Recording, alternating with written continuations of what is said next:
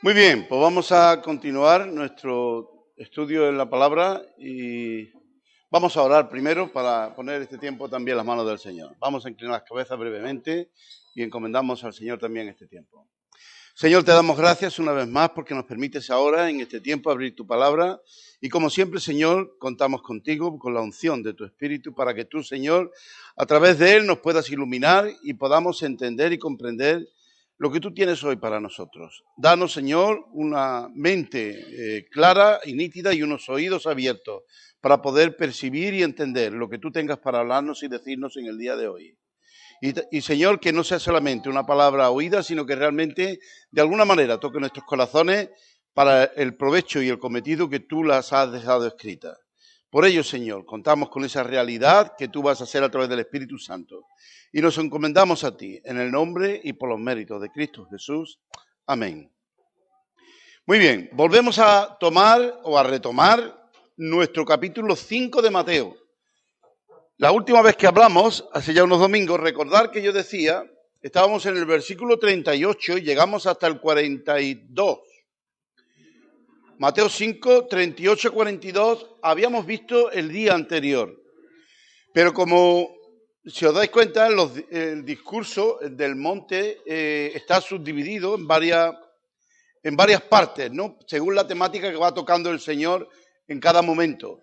Y aquí, como veis en letra negrilla, al principio, antes de empezar con el versículo 38, menciona que el tema que va a tocar ahora va a ser el amor hacia los enemigos. Y yo os decía el otro día, cuando tocábamos la primera parte de este capítulo, de este pasaje, que para mí la consideración y el estudio de esta parte de la palabra de Dios ha sido una de las más reveladoras de todas. Veréis por qué. Ya decía el otro día yo que ninguna otra religión o pensamiento filosófico ha llegado nunca a decir las cosas que encontramos que en este sermón, casi en el centro del sermón, un poquillo antes de la mitad. Este sermón del Señor tuvo 111 versículos. Se extenderá, como sabéis bien, hasta el final del capítulo 7. Hasta el final del capítulo 7. Es el primer sermón que Mateo nos dará en su libro, porque básicamente, como yo he dicho, espero que lo recordéis, Mateo está fundamentado en 5 grandes discursos del Señor. 5 grandes discursos son los que configuran el Evangelio de Mateo. Y el primer discurso empieza precisamente en el capítulo 5, que es conocido como el Sermón del Monte. Evidentemente es el sermón más extenso que vamos a encontrar de las enseñanzas de Jesús. Ningún otro sermón será tan largo y de tanto contenido como este. Ahora, dentro de ese mensaje, de ese sermón, vamos a encontrar exhortaciones, enseñanzas de muchos temas. Pero mirad, cuando el Señor llega aquí al punto, en el versículo 38, y dice, oísteis que fue dicho ojo por ojo y diente por diente. Eso estaba en la ley antigua de los judíos. Dios había escrito eso en el Antiguo Testamento. Ojo por ojo y diente por diente. Y yo no sé si sabéis, pero hoy día eso es un tópico, curiosamente, que aún estando en el Antiguo Testamento escrito, hoy usan montones de pueblos. Por ejemplo, el Islam, eso es un tema recurrente siempre. Ellos tienen como norma ojo por ojo y diente por diente. Y ellos saben que no está en el Corán, saben que está en el Antiguo Testamento, el libro santo de los judíos escrito. El otro día salía, incluso hay países islámicos, que no son propiamente, diríamos, que estén en África, en Occidente había una mujer que le habían rociado un líquido en la cara y la habían desfigurado a la mujer. No sé el país si era Ceilán o no sé, un país asiático de esto. Y decía la mujer que si ella iba y un abogado defendía su causa, al hombre que le había hecho esa afrenta, a él le harían igual. O sea, le rozarían también ácido por la cara y tendría el hombre que se le tendría que rociar el ácido de tal manera que tenía que perder también un ojo como ella tenía perdido. O sea, el concepto de ojo por ojo y diente por diente, evidentemente es un concepto que se ha extendido a más de la religión o del pueblo hebreo, a otros muchos pueblos. Aquí el Señor, como judío, como hebreo, evidentemente en este sermón va a sacar el contenido de esta, diríamos, máxima que el pueblo judío solía usar. Pero va a ser una extensión mucho más amplia de este pensamiento, de ojo por ojo y diente por diente. ¿Por qué? Porque el Señor va a enseñarnos que, al igual que otras cosas, el judío había entendido mal la ley de Dios, dada en el Antiguo Testamento. Por ello, en el versículo 43, donde vamos a empezar, diríamos este pasaje del 38 al 48, se divide en dos partes, 5 textos. Antes tocará y luego otros 5 textos serán de otra vista del mismo pensamiento, pero con otro matiz y otra enseñanza.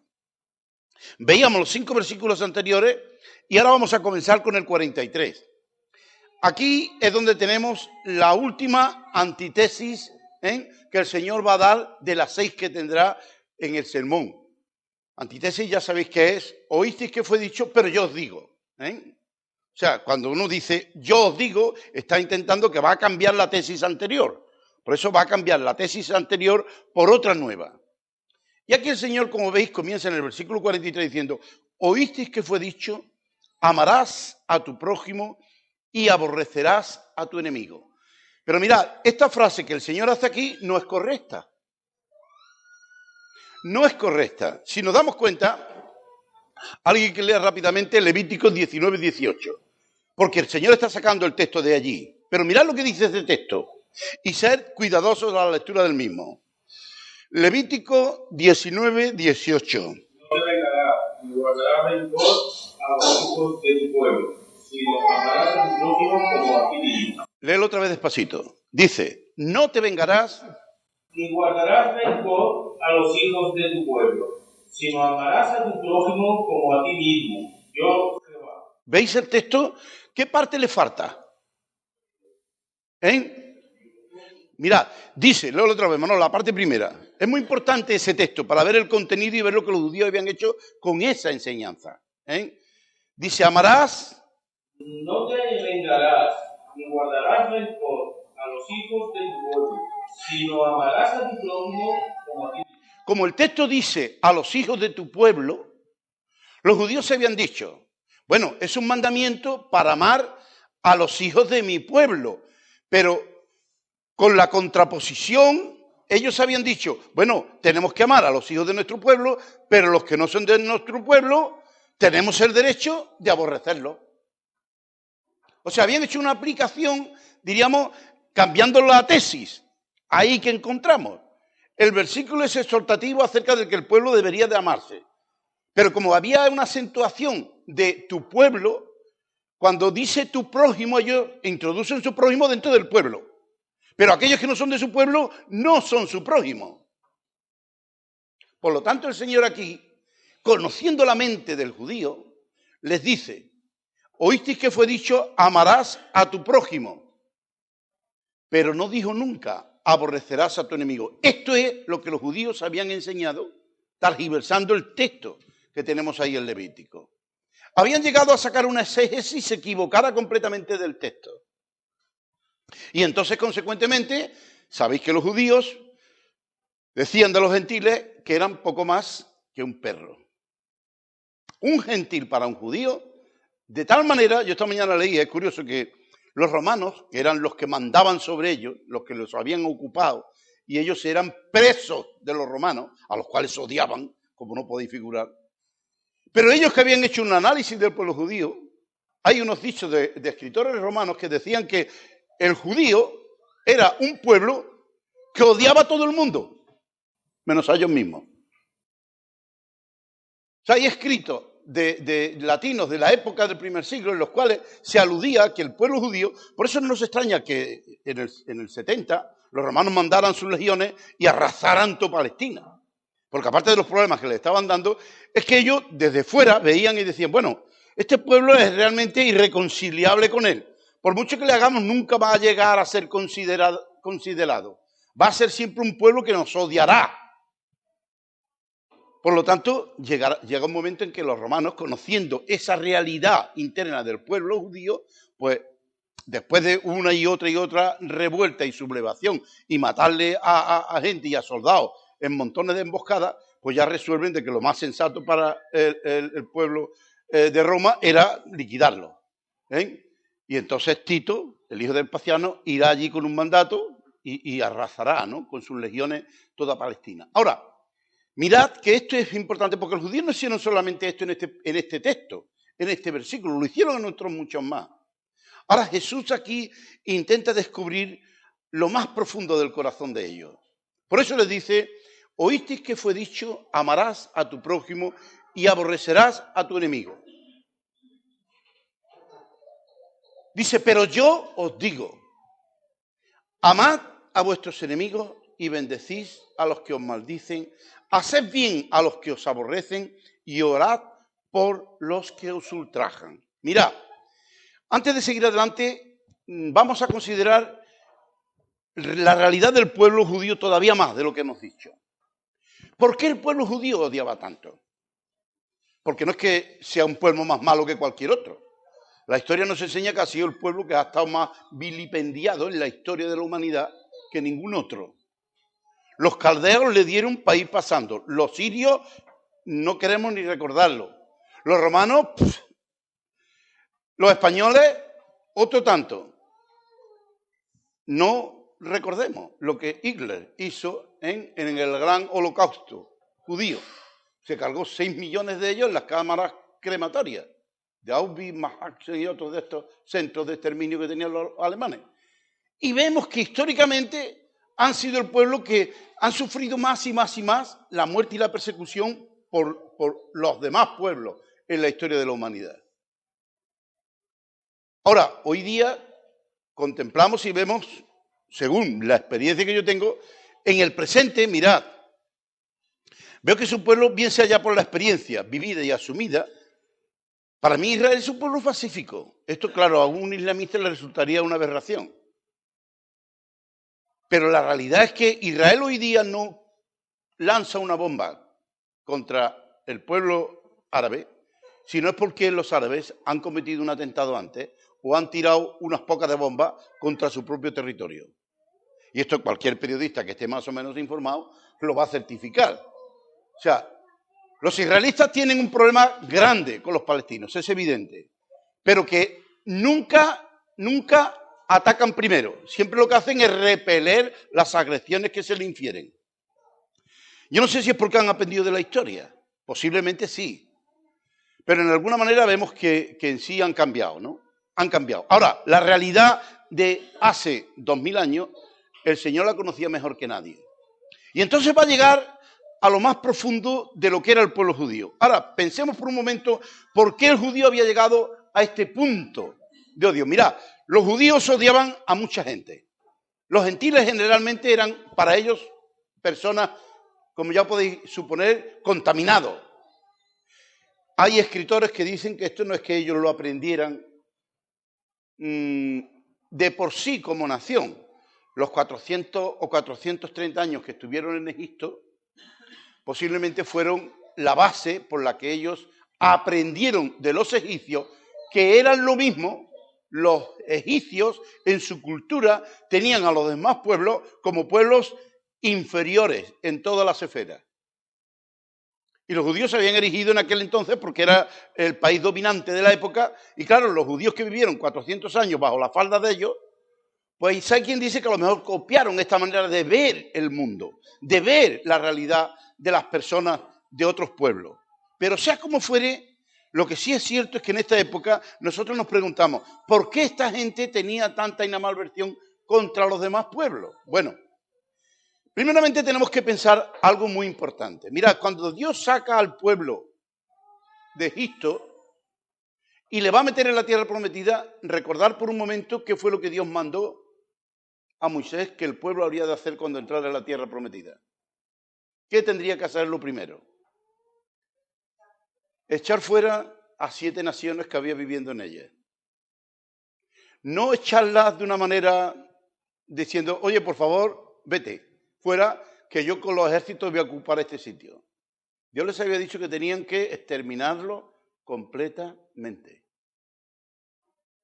O sea, el judío cuando entra en la tierra prometida tiene que eliminar a los pueblos que allí habitan y aparentemente de primera entrada nos parecería algo muy duro que sea esto un mandato de Dios. Ahora, la historia nos va a demostrar que por no cumplir este mandato, ellos van a vivir la disciplina de Dios por mucho, mucho tiempo y consecuentemente luego van a sufrir lo indecible.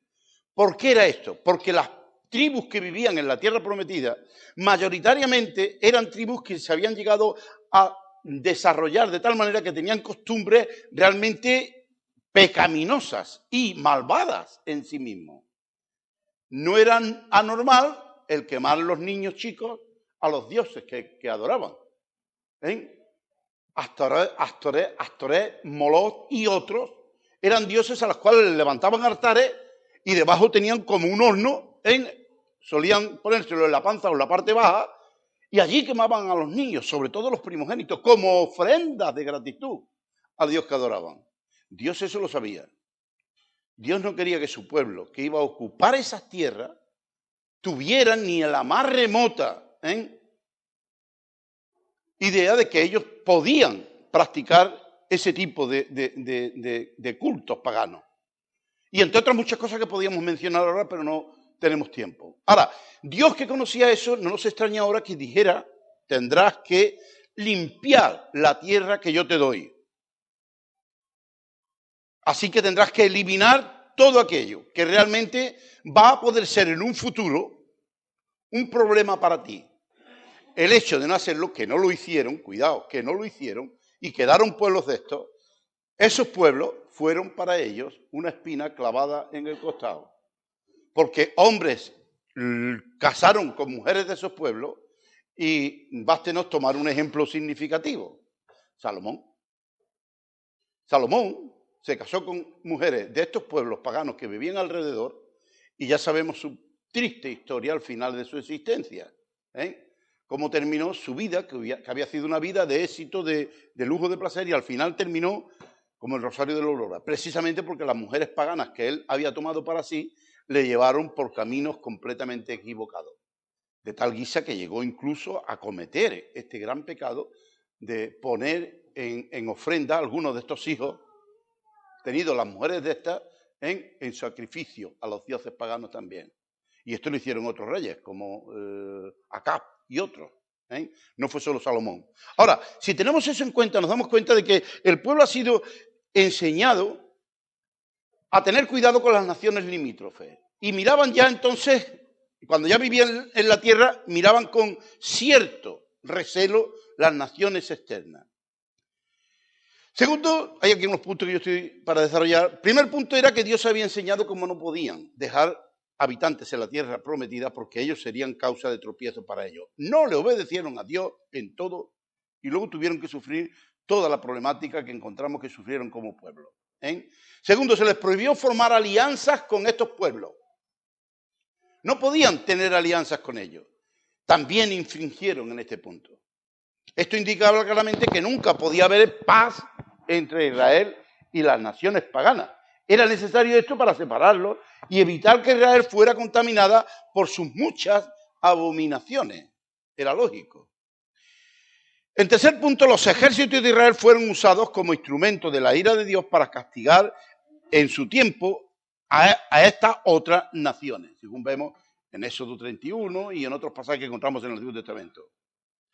Cuarto punto, aún los hombres más piadosos, dice, hablaban continuamente de estas cosas. Hay muchos textos, por ejemplo, en los Salmos, y no vamos a verlos porque son muchos, que hablan de aborrecer a los enemigos. Y desde luego los Salmos serán inspirados por el Espíritu Santo. Nadie puede poner esto en tela de juicio. Vamos, para citar, cualquiera que lo quiera hacer, puede leer luego el Salmo 55, que desde que empieza hasta que termina es completo. Una exhortación de Dios para... se ve ahí, ¿no? Como el enemigo era algo que tenían que cuidar y al que tenían que destruir. Por lo tanto, la actitud nacional era del aborrecimiento hacia los enemigos. Esta dispensación de la ley de Moisés tenía un propósito muy especial en el plan de Dios, pero era provisional. Estaba acabándose ese periodo y Jesús estaba corrigiendo el problema de aborrecer a sus enemigos. Al momento de oír esta enseñanza, los discípulos debían de cambiar su actitud hacia todos los enemigos, no obstante lo que hubiera sido su relación con ellos en el pasado.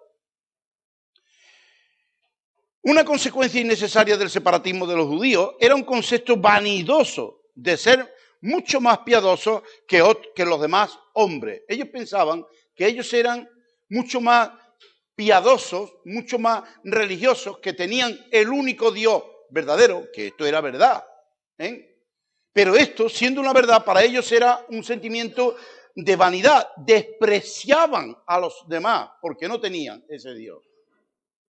Claro, olvidando promesas, cuando uno piensa y conoce algo, te das cuenta que olvidaban, por ejemplo, la promesa que Dios dio a Abraham.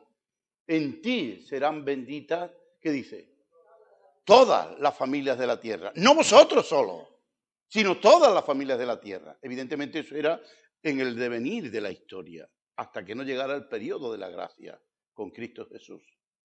Ahora, entendiendo un poco esto, los judíos tenían un odio, un desprecio, evidentemente, claramente manifiesto. Mirad, vamos a ver 3 etnias a las cuales ellos no podían ni ver. La primera eran los samaritanos, que los tenían al norte. Un pueblo al que ellos, ya recordáis, Juan 4, lo que Jesús le dice la samaritana. ¿Qué le dice? Judíos y samaritanos no se tratan entre sí. Había una clara manifestación de una malversión continua. Y los judíos, cuando tenían que ir al norte, a Galilea, pues el camino más corto era pasar por Samaria, pero cogían y se iban por Perea, daban la vuelta al mar y volvían por el otro lado para no tener que cruzar por la tierra de los samaritanos. Y cuando Jesús lo hizo, pues ya sabéis, la propia esta mujer que encontrará en el pozo se espanta cómo Jesús le dirige a ella la palabra. Cuando le pide agua, dame de beber, le dice, ¿cómo tú siendo judío me pides a mí, mujer samaritana, de beber? Porque un judío jamás le hubiera dirigido la palabra y menos a una mujer. No lo haría un samaritano, pero es que a una mujer menos. Pero Jesús lo hará a una mujer y no una mujer normal y corriente, sino una mujer profundamente pecadora, como luego veríamos por el contexto. Ahora, Jesús ya nos va enseñando cuál es la dinámica del evangelio que Él trae a este mundo. Por eso cuando aquí va a dar este profundo y de contenido mensaje, no va a excluir el tocar este punto tan importante en todo lo que va a ser su enseñanza. Este grupo de los samaritanos, como ya sabemos, era, bueno, ya sabéis la historia. Este grupo fue los que los sirios dejaron de las 10 tribus del norte cuando fueron ocupadas por los asirios eran muy inteligentes. Los asirios decían, bueno, hemos conquistado este pueblo, pero si nos lo llevamos toda la deportación, los trigos, los frutales y todo lo que hay se va a perder. Y es una tontería, porque nosotros sabemos que eso tiene un valor. Entonces vamos a dejar aquí un grupo de estos judíos, pero ahora vamos a traer un gran montón de otros pueblos y los vamos a traer para que se junten con ellos y se entremezclen. Y así nunca se nos van a sublevar. Y efectivamente esa era la táctica siria que había cuando conquistaban una nación.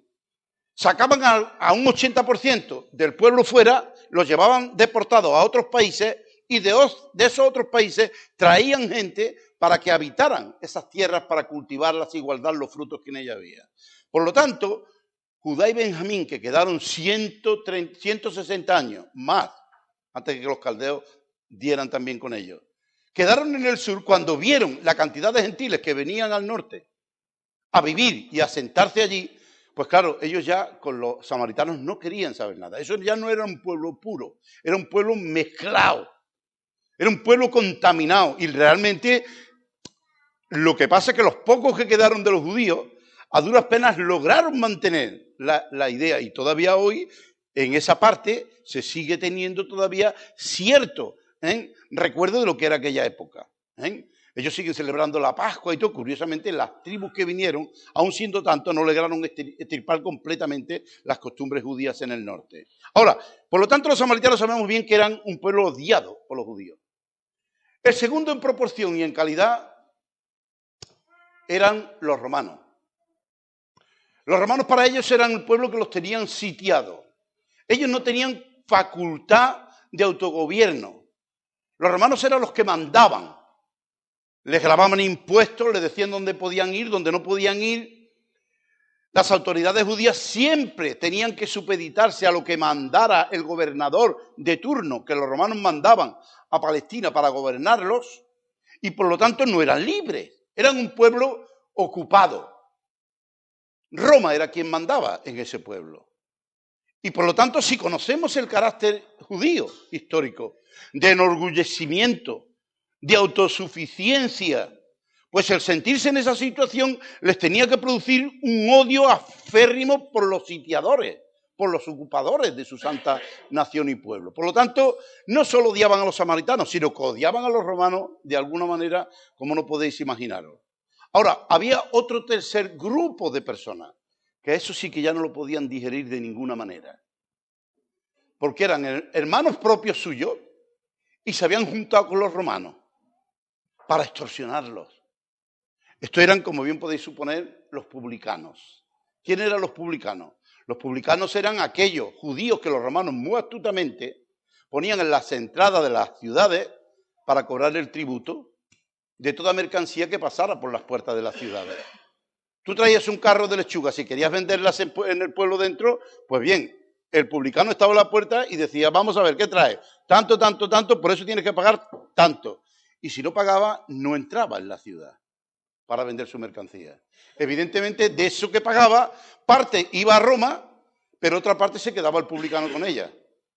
Por lo tanto, podéis suponer para un judío lo que representaba esto, que uno de su propio pueblo, de su propia sangre, de su propia nación, estuviera haciendo un trabajo para el gentil, el usurpador de la libertad que ellos tenían. Por lo tanto, los publicanos, Mateo en concreto, el escritor de este evangelio, sabía lo que eso tenía que suponer. Por lo tanto, si os dais cuenta, los judíos habían tenido causas inicialmente para tener un tipo de inamalversión, de odio, de algo en su interior en contra de determinadas etnias que vivían alrededor de ellos. Ahora, esto lo sabía Jesús, pero Jesús había venido a traer una nueva imagen, una nueva visión de lo que es el hombre. Y entonces el Señor dirá aquí, oísteis que fue dicho, amarás a tu prójimo porque aborrecerás a tu enemigo, lo habían inventado ellos, no se dice la ley. Se dirá en otros sitios, pero no allí en ese texto de Levítico. Y dice, pero yo os digo, amad a vuestros enemigos, bendecid a los que os maldicen, haced bien a los que aborrecen y orad por los que os ultrajan y os persiguen. Aquí la palabra es muy importante, la que se usa en el original griego, cuando el Señor dice, amad a vuestros enemigos. Mirad, yo siempre cuando me habéis oído en alguna ocasión, he mencionado 3 palabras que en el griego hay para amor. ¿Quién se acuerda de ellas? Ágape, una, eros, otra, y fileo, otra. Pero hay otra palabra, storge. Y curiosamente un hermano, Barclay, muy docto, porque él conoce griego muy bien, menciona esta palabra tan importante. ¿Por qué? Porque yo siempre identifiqué antes que fileo era el amor filial, el que se tenía entre los miembros de la familia. Mirad las diferentes clases de amor que el judío entendía. Primero estaba Storge. Storge era el amor que tú por naturalidad, sin proponértelo, sientes hacia tu familia. No tienes que fabricar el sentimiento de amar a los que son familia tuya. Pongámonos cada uno la mano aquí y hagamos un análisis personal. Nadie tiene que amar a un padre, a un hermano o a un hijo. Eso fluye por naturalidad. Venimos hechos de tal manera que cuando tenemos un familiar así, un sentimiento natural se reproduce en nosotros para sentir ese tipo de afecto y de cariño hacia un familiar. Esto era Storge. Luego había ese otro que habéis dicho, ese amor conocido hoy día tan tristemente divulgado, como es eros. Eros era un término en griego expresado para cuando un hombre y una mujer se unían en matrimonio. Ese sentimiento de atracción mutuo era el que se conoce como la palabra eros, de donde, como ya podéis suponer, viene la palabra de erotismo y de erótico. Y era una palabra que quería expresar la pasión que el hombre y la mujer recíprocamente sienten en esa relación noble, limpia y santa que Dios ordena, como es el matrimonio. Ahora, lo que pasa es que hoy día esa frase y el contenido de la misma se ha desvirtuado. Se usa para todo y eso es mentira. Hay otras palabras originales que realmente expresan lo que representa amor en sí. Porque eros es una palabra de amor, pero no la más importante. Es una que hace referencia a una parte de la afectividad dentro de un núcleo como es el matrimonio. Pero si Storge habla de la relación de la familia, del sentimiento natural que se produce cuando tú tienes sentido de la realidad, amas a tus padres, amas a tus hermanos, luego amas a tu esposa, luego amas a tus hijos, eso es un sentimiento que fluye por naturalidad sin que tú te lo propongas. Evidentemente, en esa relación no existe erotismo, o no debería nunca existir. Aunque tristemente la maldad del corazón humano puede haber llegado a cometer pecados de ese tipo también. Pero para las relaciones dentro del matrimonio, el griego enseñaba esa otra parte de su vocabulario para definir amor, como era eros.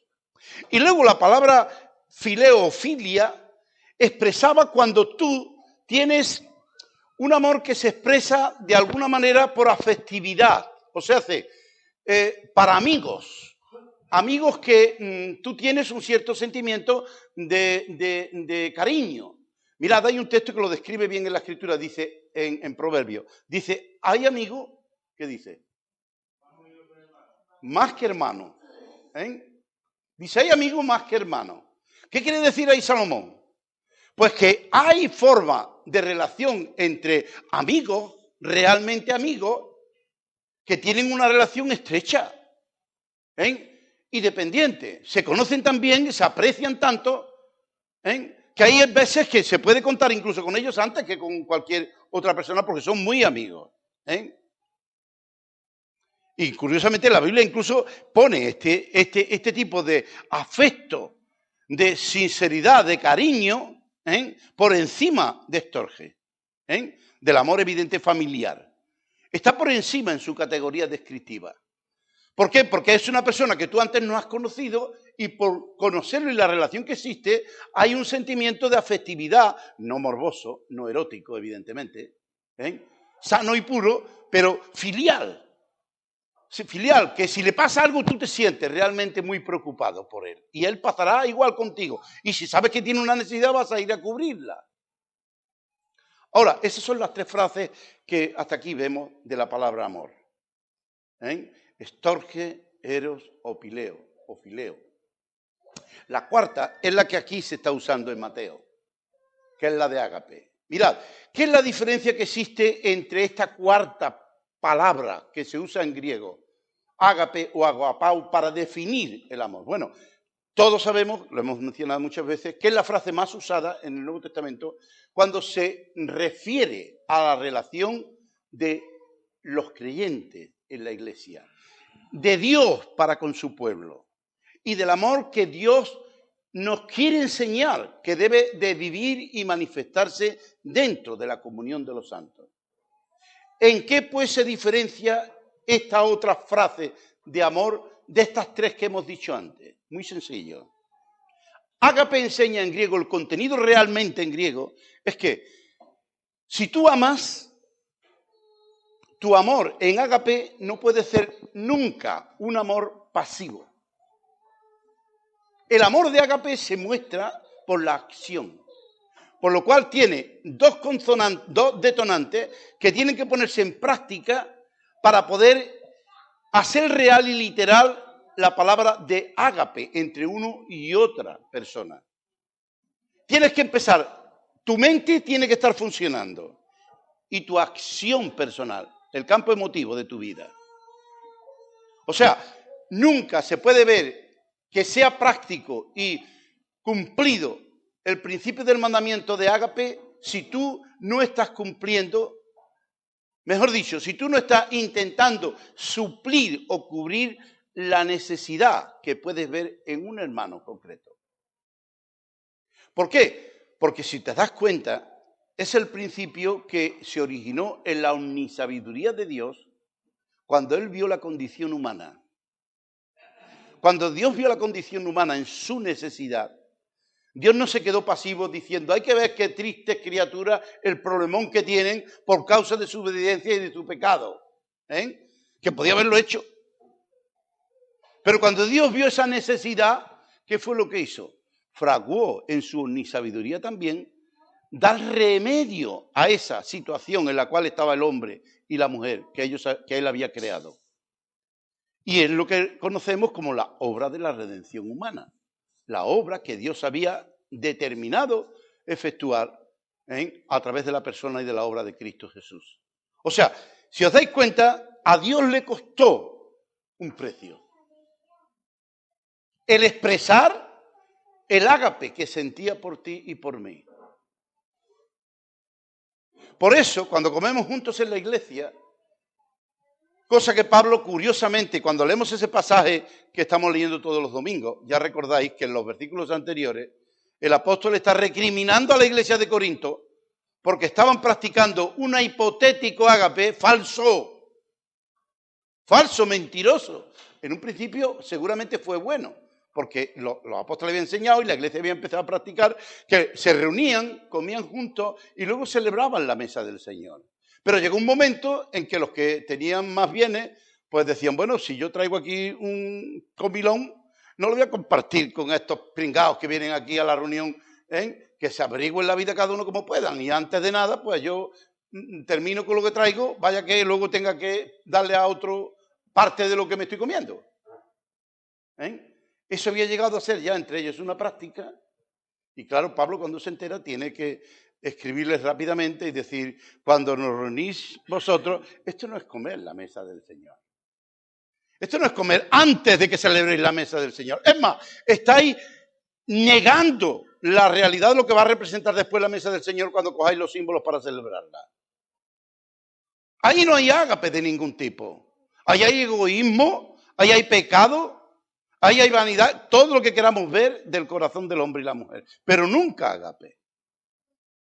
Es más, ya sabéis que, como decimos muchas veces, la Biblia nos enseña, porque el hombre por su condición humana está enseñado de que si hace algo bien, necesita una expresión en esa realidad de que algo has hecho bien. O sea, si tú haces un buen trabajo, pues lógicamente vas a tener el beneplácito de la gente que te va a agradecer ese buen trabajo hecho y esto se puede derivar en muchas áreas. Nos sentimos felices cuando alguien expresa el bien que le hayamos podido inferir, ¿no? O sea, los regalos, en una palabra, ¿no? Todo se contenta cuando alguien le da un regalo. Bueno, pues esto, por excelencia, es algo que encontramos en la Escritura que Dios ha dicho que Él tiene reservado para nosotros. Ya sabéis dónde me estoy llevando en la mente. El primer regalo que Dios va a darte a ti y a mí cuando estemos delante de su presencia, ¿qué será?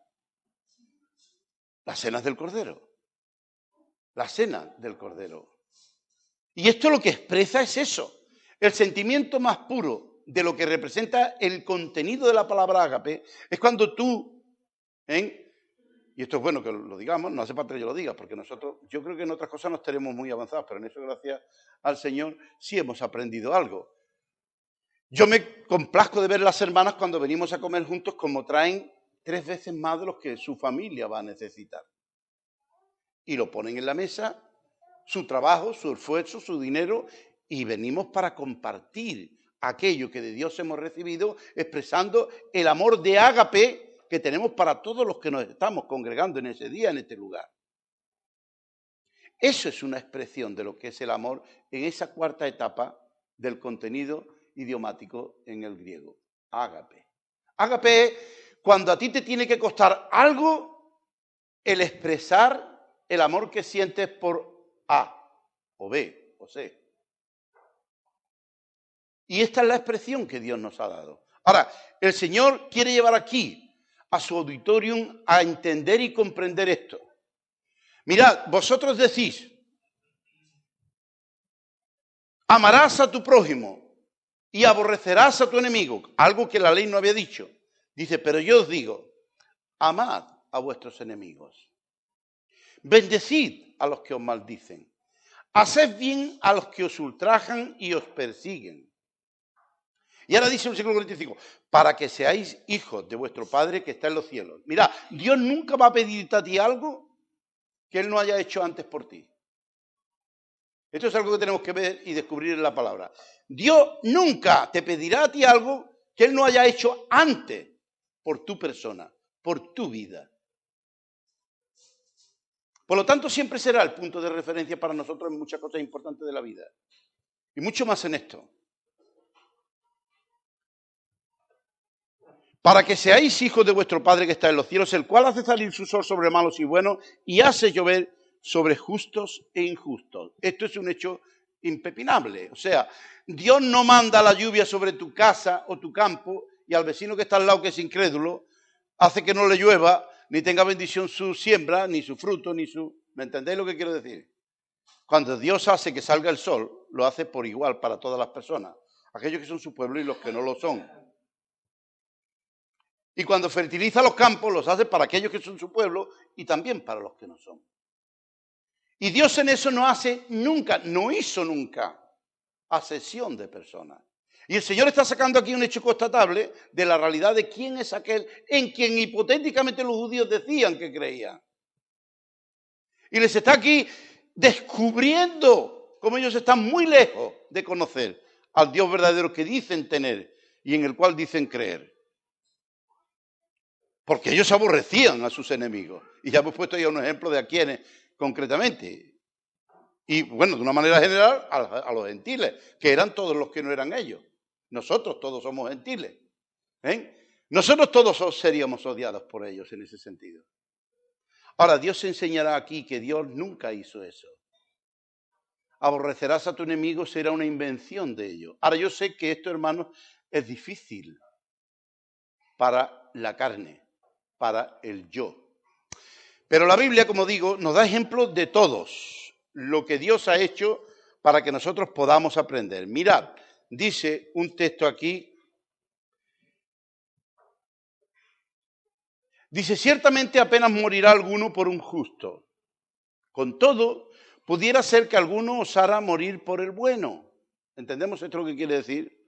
O sea, en un momento crucial de la historia humana, si tú ves que una persona es justa y va a morir siendo justo, pues a lo mejor de ti sale esa iniciativa de decir, pero si este hombre es tan bueno, ¿cómo va a morir? Yo soy capaz de morir por él antes de que él muera, con lo bueno que es este hombre. Y sale esa iniciativa casi de ver la injusticia que se va a cometer. Estamos hablando hipotéticamente. Ahora dice después, mas Dios muestra su amor para con nosotros en que siendo aún, ¿qué? Pecadores, Cristo murió por nosotros. Mirad esto bien, ¿Qué hizo Dios? Por eso yo he dicho antes, Dios no te pedirá nunca algo que Él no haya hecho antes por ti. Por eso cuando aquí Cristo está enseñando, no está tirándose ningún retoy. Es que Él sabe a lo que ha venido, sabe lo que va a hacer y está hablando de la propia experiencia que Él va a tener testimonial con su vida. Porque nosotros, al fin y al cabo, antes del conocimiento de Dios, ¿qué éramos? Enemigos suyos. No nos importaba Dios para nada. No queríamos saber nada de Dios. Hasta que el Evangelio nos iluminó y entonces entramos en esa nueva vida que el Espíritu Santo trae a nuestros corazones. Ahora, la realidad es que vemos aquí que nosotros éramos enemistados con Dios, enemigos de Dios, aférrimos. Pero Dios no tuvo eso en cuenta, sino que mandó a su Hijo para que muriese por ti y por mí. Dice, porque si amáis a los que os aman, ¿qué recompensa tendréis? ¿No hacen también lo mismo los publicanos?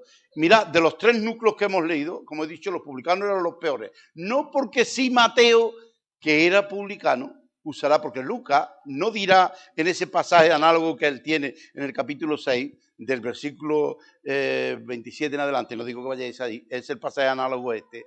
Lucas dirá pecadores, no distinguirá entre publicanos y entre, como dirá aquí más abajo,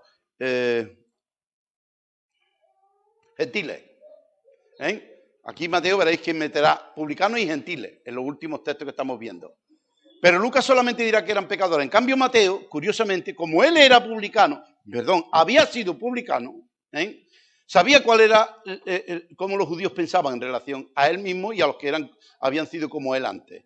Por eso él dice, porque si amáis a los que se aman, ¿qué recompensa tendréis? ¿No hacen también lo mismo los publicanos? Porque era evidente que Mateo quería a su familia, quería a sus hijos y tenía a sus amistades que tuviese, aún siendo publicano, que las tendría.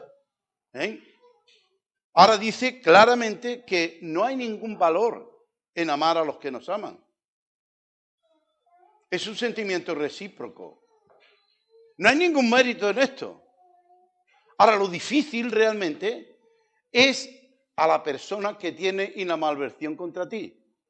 En una palabra, la persona que no te puede ver, por lo que sea, porque le has caído mal o porque, yo qué sé, te ha echado ojos de oriza, o como queramos ver el tema.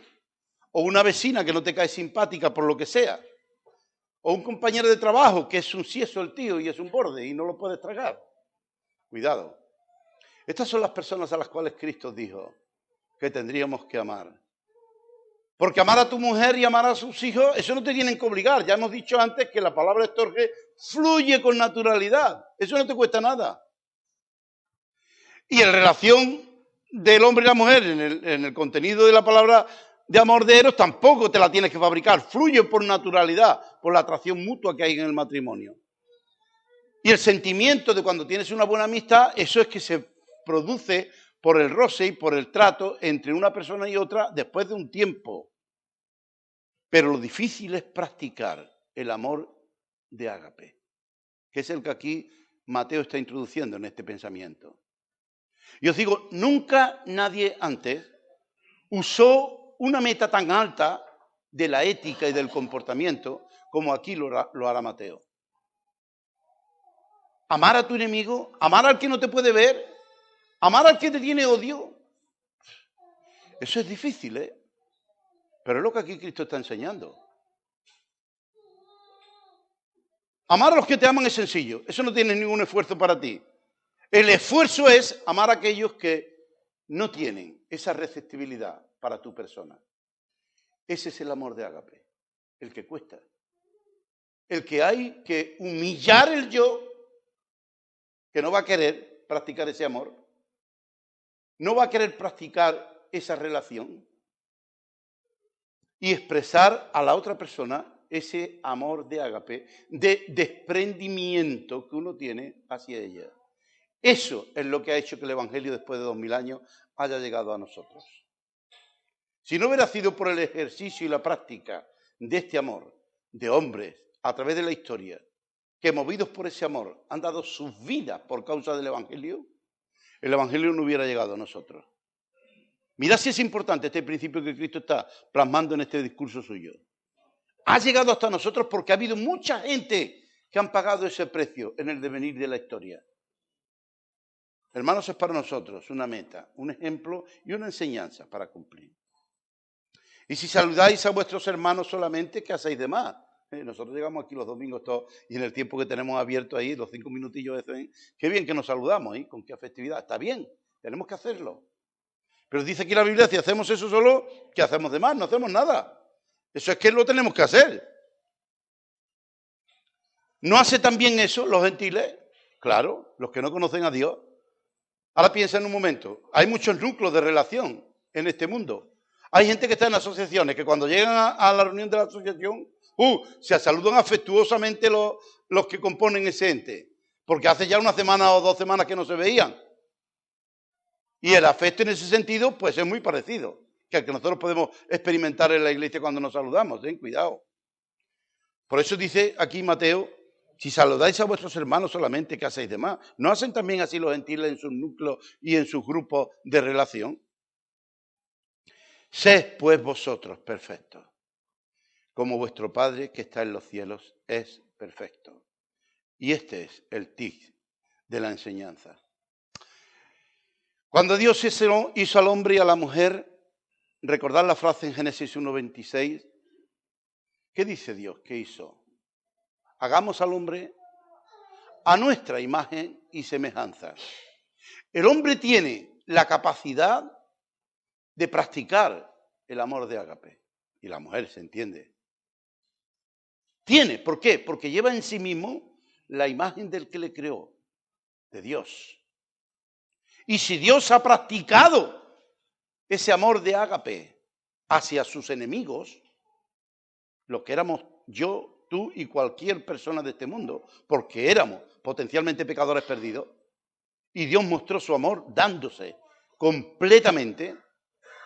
Yo te digo, hermano, no obvíes nunca el esfuerzo que Dios te pueda enseñar, que tienes que dar o pagar para amar a aquel que no es ni tu amigo ni tu hermano. Porque es lo que Dios dice aquí que el hombre debe de hacer. Evidentemente es una revolución de la ética en el comportamiento. Nunca nadie ha hablado con esta, diríamos, dimensión de entrega, de amor, en una palabra, de un ser para con otro. Nunca. El término de amar a los que os aman, eso es genérico en casi todas las religiones del mundo. Pero nunca nadie, ningún legislador de ninguna religión jamás, nunca dijo amar a vuestros enemigos, a los que os odian, a los que os persiguen, a los que hacen mal de vosotros. Cristo dirá, expirando en la cruz, Padre, perdónalos, porque no saben lo que hacen. Incluso está orando por aquellos que le crucifican. Porque Padre, perdónalos, es una oración. Es una oración, aún en la cruz. Por eso, hermanos, tenemos que puntualizar, ¿no?, que el secreto de una vida cristiana está aquí, ¿no? Pedro nos dirá una frase muy importante en su escrito, con ello vamos a terminar, y dice él, en el capítulo 1, en el versículo 15, dice, sino que como aquel que os llamó es santo, sed también vosotros santos en toda vuestra manera de vivir. Porque escrito está, sed santos porque yo soy santo. Primera de Pedro 1, 15, 16. Y yo creo que el discurso de Jesús ahí en el monte de los olivos el monte de los olivos, perdón, en el sermón del gran monte, eso es algo que yo creo que no podemos olvidar nunca. ¿Y cuántas veces hacemos todo lo contrario? Criticamos unos a otros, hablamos de espalda uno mal de otro, en vez de pagar el precio que nos cueste por expresar el amor que sentimos para con A, B o C o D. Por ello, hermanos, que el Señor nos ayude para entender y comprender todo lo que representa este mandamiento de Dios. Bueno, Dios nos mostrará eso en tantas partes. Recuerdo el pasaje de 2 de Pedro, cuando dice que Dios es paciente para con los hombres, esperando que otros vengan al arrepentimiento. Por eso no ha dado fin a este mundo, dice. Porque es paciente esperando que otros más vengan al conocimiento de la verdad. O sea, ese amor de parte de Dios es de una manera tan esclarecido en su palabra que no podemos negar, que Él no nos muestra cómo Él lo ha practicado, lo practica, y quiere que su pueblo aprenda la manera, el medio y la forma de practicar este amor de ágape, con desprendimiento, sin interés, sin egoísmo, con todas las maneras y las formas que podemos expresar el cariño mutuo. Así que el Señor nos ilumine y podamos ser operativos en esta enseñanza que el Señor nos da ahí en Mateo y que ilumine nuestras vidas para ello. Amén. Que así sea. Vamos a orar. Señor, te damos gracias una vez más por tu palabra, por lo que en ella podemos aprender, Señor. Sabemos que esto puede ser en nuestras mentes y en nuestros corazones una mera teoría, pero pedimos, Señor, por esa ayuda inquebrantable, insustituible, como es la obra de tu Espíritu Santo en nosotros. Señor, reconocemos que nosotros no podemos ser capaces de cumplir este requerimiento tuyo, pero tu Espíritu sí puede en nosotros mover nuestra mente, nuestro corazón, para practicar y cumplir las demandas que tú nos enseñas en tu palabra, acerca de este principio de amor que debe de reinar en tu pueblo. Ayúdanos, Señor, para poder entender esto, sabiendo que esto es algo testimonial que va a servir, como tú nos dices, en esto conocerán todos que sois mis discípulos, si tuvierais ágape los unos con los otros. Por ello, Padre, ayúdanos para que este sea nuestra manera de relación y la meta que pongamos delante de nuestras vidas. Gracias, pues, por ello, Rogamos y pedimos esto en el nombre de Jesús. Amén. Amén. Muy bien, no sé si hay alguna pregunta o algo que queráis hacer.